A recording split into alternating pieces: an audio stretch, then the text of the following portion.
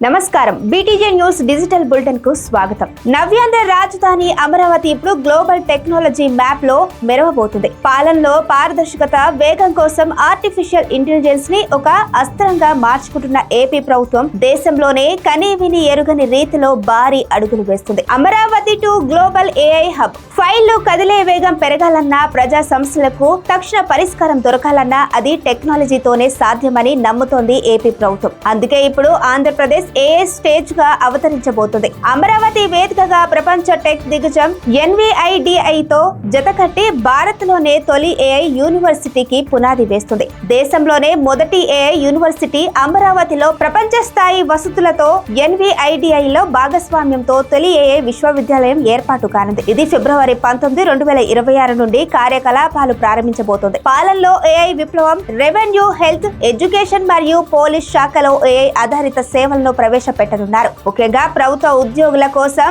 Agent space పేరుతో AI work space ను తీసుకురావడం దేశంలోనే ఇది మొదటిసారి. నైపుణ్యాల గని రాబోయే 2 ఏళ్లలో 10,000 మంది ఇంజనీరింగ్ విద్యార్థులకు NVIDIA ఆధ్వర్యంలో శిక్షణ ఇవ్వడమే కాకుండా 500 ఏఐ స్టార్టప్లకు చేయూతనివ్వాలని ప్రభుత్వం లక్ష్యంగా పెట్టుకుంది. ఈ నిర్ణయంతో అమరావతి కేవలం పరిపాలన రాజధానిగా కాకుండా దేశానికి ఏఐ క్యాపిటల్ గా మారే అవకాశం ఉంది. Semi conductor design, high performance computing, Andhra Pradesh యువతకు అంతర్జాతీయ స్థాయి ఉపాధి అవకాశాలు లభించనున్నాయి. టెక్నాలజీని సామాన్యుడి ముంగిటకు తెచ్చే ఈ మహాయజ్ఞం ఏపీ తలరాతను మారుస్తుందని ఆశిద్దాం. Thank you. చూస్తూనే ఉండండి బీటీజే న్యూస్.